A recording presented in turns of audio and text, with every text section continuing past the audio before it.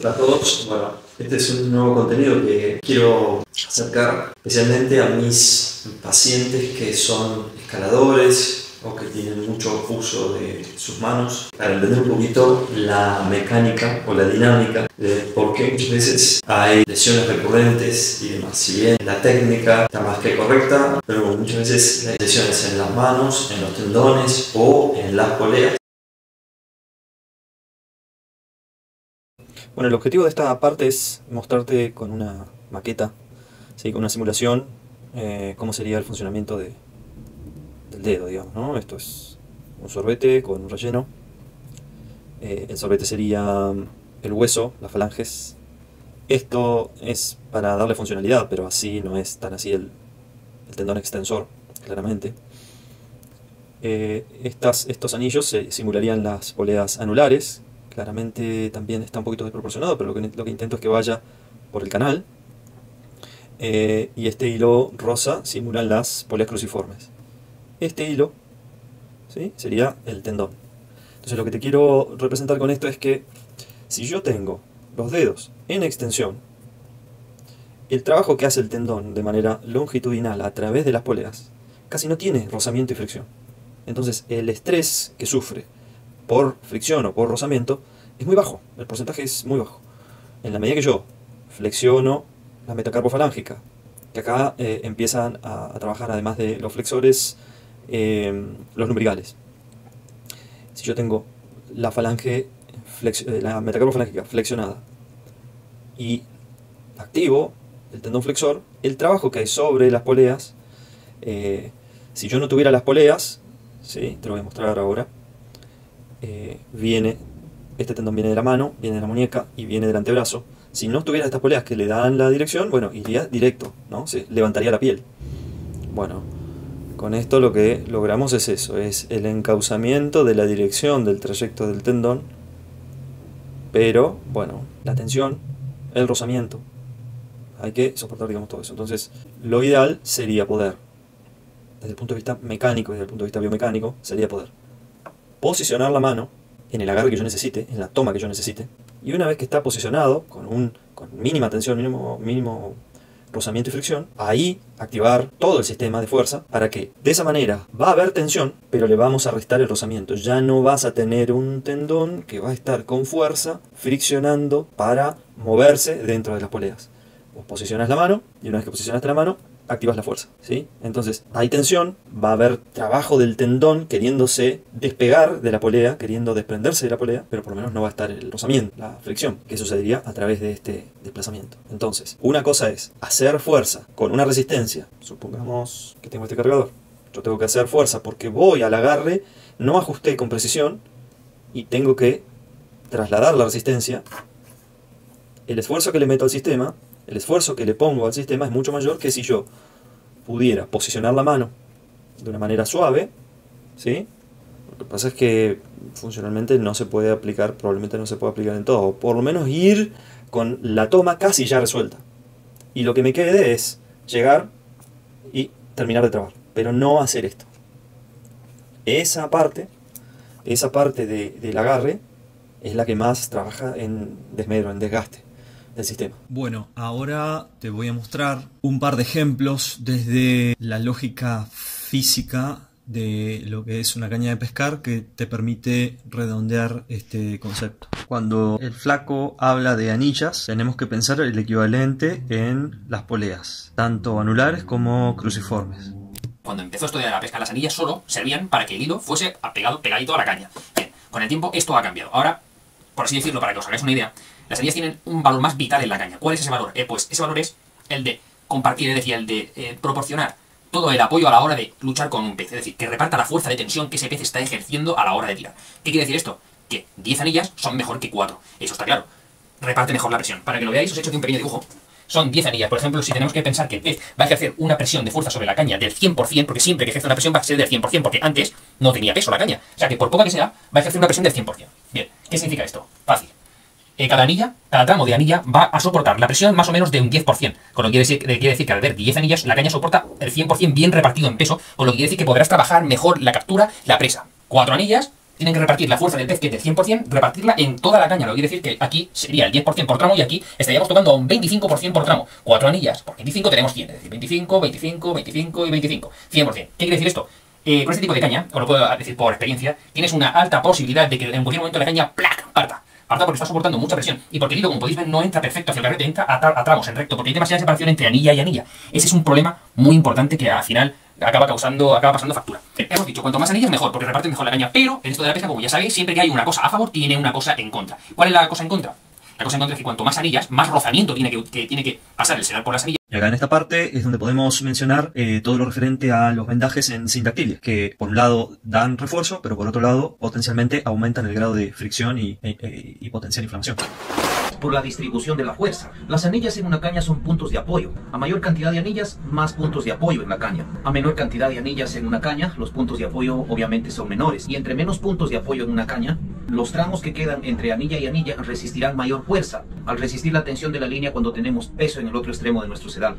Al ser pocos los puntos de apoyo, la fuerza se distribuirá en menos tramos, lo que resulta en una mayor tensión por tramo de la caña. Esto implica una mayor vulnerabilidad en ciertos tramos de la caña, sobre todo en los de la punta. Por el contrario, a mayor cantidad de anillas en una caña, mayores los puntos de apoyo en ella. Por ende, el 100% de la fuerza que genera la línea cuando hay peso al otro lado se distribuye en tramos más cortos, dejando menos fuerza en cada tramo. Eso naturalmente le da mayor resistencia a la vara. En conclusión, a mayor cantidad de anillas, más resistencia en la vara de una caña. Menor cantidad de anillas, más vulnerabilidad en los tramos. Eso puede significar menos resistencia en la caña. Pero hay otro aspecto que considerar cuando vemos la cantidad de anillas en una vara, y es la fricción. Entenderán, a mayor cantidad de anillas, mayor fricción con el sedal. Esa fricción genera resistencia. En esta imagen vemos también que no solamente se trata de los tendones flexores profundos y superficiales, tendones propios tanto del meñique como del índice y las poleas, tanto las cruciformes como las anulares, sino que también está la vaina del tendón, que también puede verse inflamada. Generalmente cuando hay estrechez o pérdida de luz o disminución de la luz por ese proceso inflamatorio.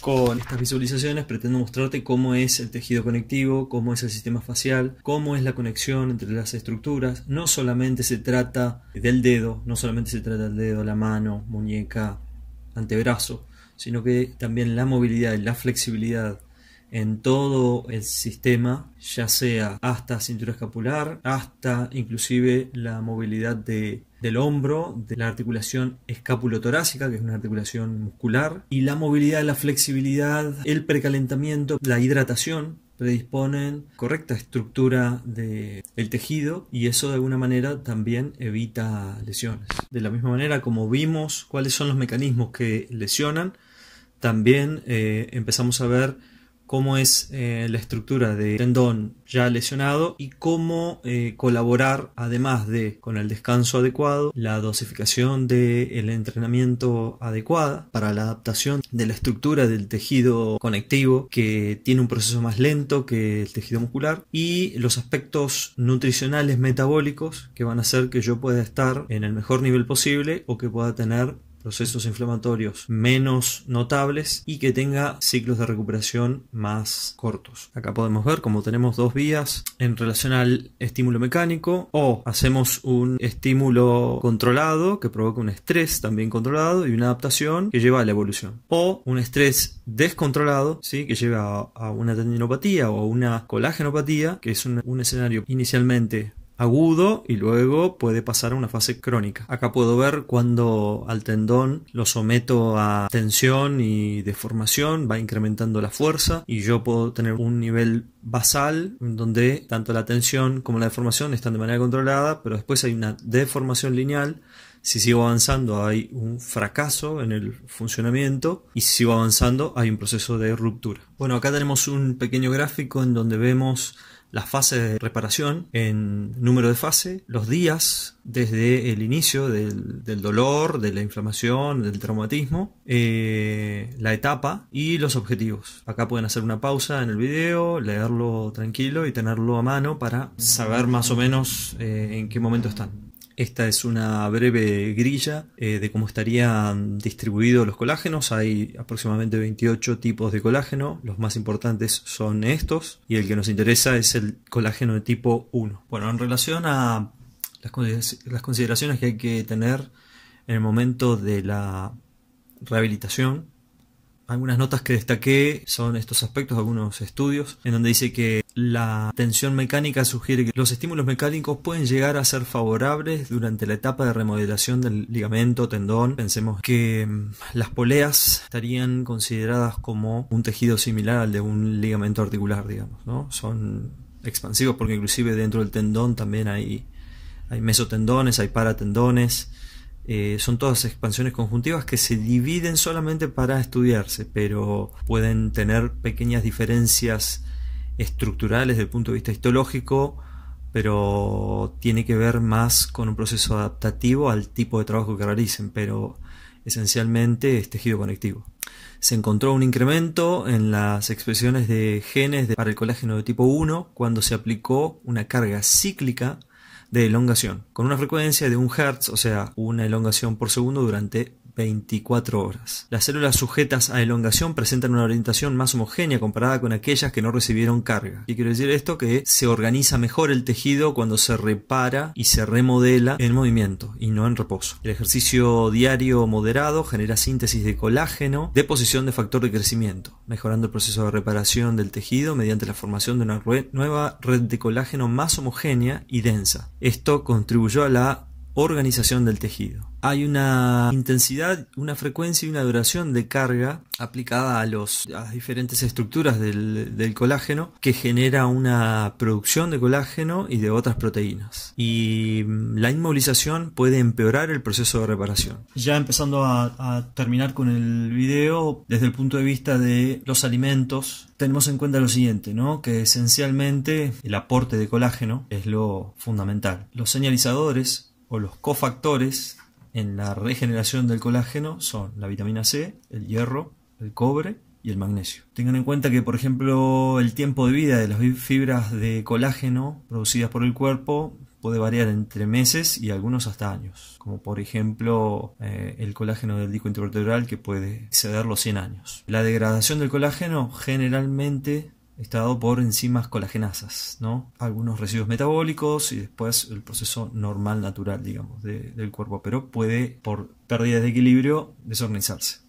Fallos en el metabolismo del colágeno, como por ejemplo la mutagénesis. Ahí es donde tenemos que cuidar los telómeros de los cromosomas, o sea, cuidar nuestra edad genética. La deficiencia nutricional, ¿sí? Como por ejemplo los aminoácidos que hablamos al inicio, ¿no? Caldo de huesos por falta de biodisponibilidad, ¿no? Porque generalmente podemos ser carnívoros, pero no estar teniendo el aporte de tejido conectivo que me va a aportar la materia prima para poder yo formar mi tejido conectivo. Dentro del reino animal, corte de carnes grasas y con hueso, órganos como hígado y riñón, peces como sardinas, huevos. Bueno, del reino vegetal, ajo, que te aporta ácido elágico y ácido cafeico, los suplementos de aloe vera, el ginseng y la vitamina A. Pueden buscar videos sobre colágeno que ya tienen un desarrollo un poquito más específico, por ejemplo el doctor La Rosa, el doctor Carlos Jaramillo, Ernesto Prieto Gratacós, que es un experto en longevidad, y el doctor Borja Bandera. Como tip así de biohacking, la terapia con luz roja y con luz infrarroja. Un experto en eso es Carlos Stroh. Y bueno, para evitar los procesos inflamatorios, degenerativos y de destrucción, controlar y reducir la inflamación, evitando azúcares y demás alimentos popularmente conocidos, bueno, ni hablar del tabaco. Pero como resumen se tiene que llevar, ¿no? Tratar de generar el menor desgaste posible, dosificar el entrenamiento a cómo se sientan ustedes, aprovechen el cuadro de la dosificación y la frecuencia de las cargas en el proceso de recuperación, porque eso también ustedes lo pueden aplicar estando sanos. Supleméntense correctamente para tener la materia prima necesaria para regenerar todo el tejido que van a desgastar con los entrenamientos. Mantengan relajados y descargados sus antebrazos, que va a repercutir directamente sobre los tendones y sobre la estructura de la mano.